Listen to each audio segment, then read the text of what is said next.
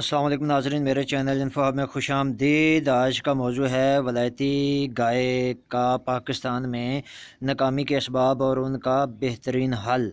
तो point number 1 ये है भाईजान कि पाकिस्तान में गाय के दूध का अभी टेस्ट डेवलप नहीं हुआ। मतलब ये है कि एक तो हल्की सी रंग में पिलाहट आती है, दूसरी इसकी फ़ैट कम है। किसी के घर में आप सप्लाई करो तो वो जब उबालेंगे तो उसमें मलाई नहीं आती, तो वो कहते हैं भाई ये तो मिलावट हुई पड़ी है। ठीक है, तो उसका हल बेहतर ये है कि आप 3 या 4 अगर आपके पास भैंसें हैं तो उसके साथ आप एक वलायती गाय रख लेंगे। तो उसका एक फ़ायदा तो ये है कि गाय का दूध का वैसे तो रेट कम होता है, लेकिन इसके साथ ये है कि फिर भैंस के रेट पे बिक जाएगा। दूसरा ये है कि फ़ैट भी नॉर्मल रहेगी, फ़ैट में भी कोई इतना ज़्यादा प्रॉब्लम आपका नहीं आएगा। ठीक है जी। दूसरा सबसे बड़ा प्रॉब्लम है जी, दूध शुरू में तो बहुत ज़्यादा होता है जब हम इसको लेके आते हैं, और बाद में बहुत कम हो जाता है भाईजान। या तो ये है कि आप इसको, इसका ठंडे इलाके से ताल्लुक़ है, या तो इसको आप 15 से 28 सेंटीग्रेड के दरमियान में रखें, या फिर ऐसा करें कि आप अक्टूबर में ले लें, क्योंकि उसके बाद अगले जो 6 महीने हैं, नवंबर, दिसंबर, जनवरी, फरवरी, मार्च, अप्रैल तक, वो तकरीबन ठंडे होते हैं। इसी दौरान इसकी दूध की एवरेज भी ठीक रहेगी, और दूसरा इस दौरान ये प्रेगनेंट भी हो जाएगी, ये ठहर भी जाएगी। ठीक है भाईजान। तीसरा जो सबसे बड़ा है कि या तो हीट में नहीं आती या फिर बार बार हीट पे आती है, यानी कि फिर ठहरती नहीं है। ठीक है, उसके लिए ये है कि भाईजान सबसे पहली बात तो ये है कि आप इसके रैम का इलाज करवाएं। दूसरा ये है कि भाई अगर इसकी जो तार है, तारें जो करती है ना गाय, तो अगर तो वो ट्रांसपेरेंट है तो इसका मतलब है कि रैम इसका बिल्कुल ठीक है। फिर आप डॉक्टर से मशवरा कर लें, वो आपको कहेगा कि डेलमारिल का इंजेक्शन लगवाएं। ठीक है, तो अगर आप वैसे बनवा रहे हैं किसी सांड के बैल के साथ, या फिर आप सब जो है वो सीमन रखवा रहे हैं, तो फिर उसके बाद जो है लाजमी तौर पर इसको ठंडी चीज़ें दें। सरसों का तेल हो गया या ग्लूकोज वगैरह वो पिलाएं।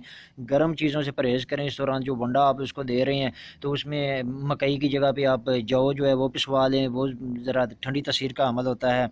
ठीक है, तो फिर भी एक साथी ने परसों कमेंट किया कि भाईजान ये सारा कुछ ठीक है, फिर भी जो है ना वो ठहरती नहीं है, बार बार हीट पे आ रही है। तो भाईजान एक नुस्खा है हल्का सा, अगर आप लिख लें तो उसमें भाई कलमी शोरा है, एक छटांक है, और उसके बाद एक पाव मेहंदी लेनी है आपने, 1 लीटर पानी लेना है, और 4 गोलियां उसमें आपने मुश्कफूर की डाल लेनी है। ठीक है जनाब, तो इन सब को अच्छी तरह मिक्स करके ना तो वो आपने गाय को पिला देना है, और कोशिश करनी है कि उसको फिर कोई कम से कम 2-3 घंटे आपने उसको बैठने नहीं देना। ठीक है, तो अल्लाह पाक के घर से बड़ी उम्मीद है कि इंशाल्लाह ये जो है ये बेस्ट हो जाएगी, इसमें जो है ना कोई मसला नहीं है। लेकिन मेन चीज़ वही है कि ये इसकी नेचर को समझें, ये एक ठंडे इलाके से इसका ताल्लुक है, तो इसको जितना आप इसका टेम्परेचर ठीक रखेंगे उतना इसका जो है ना प्रॉब्लम जो है वो कम होंगे, इसकी जो है प्रोडक्शन वो ज़्यादा होगी, और इसकी जो है दोबारा बनने की जो रेशो है वो भी ज़्यादा बेहतर होगी। इसके लिए थोड़ी सा जो है नॉलेज चाहिए, थोड़ी सी प्लानिंग चाहिए, कोई मसला नहीं है। तो भाईजान उसके बाद जो एक टॉपिक आता है वो ये है कि भाईजान आप इतना इसका मुनाफा बना के दिखा देते हैं, तो वैसे ग्राउंड रियलिटीज़ कुछ भी नहीं है, बचता कुछ भी नहीं है। तो भाईजान इसमें छोटी सी एक आपको कहानी बताता हूँ कि मिसाल के तौर पे 2 भाई हैं जी, असद है और बाबर है। दोनों ने जनाब 3-3 जो है वो जानवर ख़रीदे हैं दूध के लिए, और वो डेयरी का काम शुरू कर रहे हैं। ठीक है, जो असद है वो क्या करता है कि वो जनाब 3-4 जानवर है वो दूध रोज़ाना उनका निकाल के जनाब वो ग्वाले को दे देता है, जुमेरात के जुमेरात, या 15 दिन बाद वो पैसे लेता है, और पैसे लेने के बाद पैसे लेने से बल्कि पहले उसकी ज़रूरतें जो है उसके सामने खड़ी होती हैं। जनाब ये शादी पे कपड़े बनवाने हैं, ये बच्चों की फ़ीसें देनी है, वगैरह वगैरह जो भी है ना, तो वो साथ साथ उसको जो है वो पैसे लगाता जा रहा है। तो साल के एंड में जब वो प्रोडक्शन ख़त्म हो जाती है, जब उसका सुआ जो है ख़त्म हो जाता है, वो दूध की एवरेज जो है, उसके बाद क्या होता है कि बचत उसके पास कुछ भी नहीं होती है। अब उस दूध को की पैदावार को मेंटेन रखने के लिए उसके पास सरमाया नहीं है। अब नतीजा क्या होगा कि वो जो उनमें से जो गाय गब्बन नहीं हुई है या तैयार नहीं है, उसको फिर वो बेचेगा तो लामोहल्ला वो फिर आधी से भी कम रेट पे जाएगी। तो वो कोई आके जब उससे पूछेगा कि हाँ भाई कैसा चल रहा है, तो वो कहेगा नहीं भाईजान कुछ भी नहीं है, ये तो बिल्कुल नुकसान में है।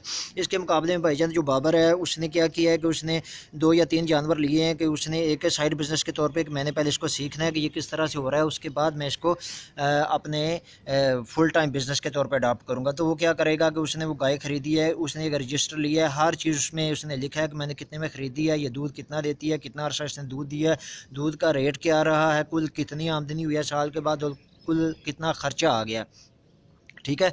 तो साल के बाद उसके पास वो सारी आमदन उसी तरह महफूज है, उसके पास पूरा पेपर वर्क मौजूद है कि इसको मैंने आगे कंटिन्यू करना है, इसमें जो प्रॉब्लम्स आई हैं मैंने उनको किस तरह से मेकअप करना है, उसको किस तरह से हमने इसके नुकसान को कम करना है और इसके मुनाफे को हमने ज़्यादा करना है। तो ये भाईजान थोड़ी सी प्लानिंग है, बहुत फुकदान है हमारे, ख़ास तौर पे हम जो ज़िम्मेदार और जट भाई है ना, हम काम कर लेते हैं, उसके बाद हम उसके जो साइड इफ़ेक्ट है, मुज़र असरात है, उसके बारे में सोचते हैं। बस किसी ने कह दिया कि भाई बाहर जाना है तो बस जी पहले हम जो है कर्जा उठा के कुछ चीज़ बेच के तो हम बाहर चले जाते हैं, वहाँ पे जाके समझ आती है कि यार मेरी तो ये फील्ड ही नहीं थी बाहर आने वाली, मेरा तो इस तरह का ज़हन था, तो मैं कहाँ पे आके फंस गया। तो बात करने का मुख्तसर मकसद ये है कि भाईजान कोई भी काम है पहले उसका पेपर वर्क आप ज़रूर किया करें, ठीक है, उसका मुकम्मल आप तखमीना पेपर पे लगाया करें, फिर उसका जो तजर्बेकार लोग हैं, जो सियाने लोग हैं, उनसे बाकायदा तौर पर आप मशवरा किया करें कि ये किस तरह इसको फिजिबल बनाया जा सकता है, ठीक है।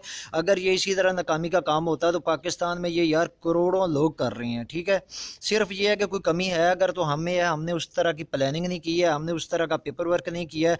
और दूसरा एस्पेक्ट जो है, जो कामयाबी नाकामी जो है ये अल्लाह के हाथ में होती है, कोई भी कारोबार है उसमें नाकामियाँ आती हैं। आप ये ना समझें कि भाई वो फ़लाँ कारोबार है उसमें कभी किसी को नुकसान नहीं हुआ, दुनिया में आज तक कोई ऐसा बिजनेस नहीं है जिसमें किसी को नुकसान ना हुआ हो। तो सिर्फ ये है कि आप प्लानिंग जो है वो उसको ज़रूर जो है फॉलो अप करें। तो अगर वीडियो मेरी भाईजान पसंद आई हो तो लाइक और सब्सक्राइब ज़रूर कीजिएगा। अपना बहुत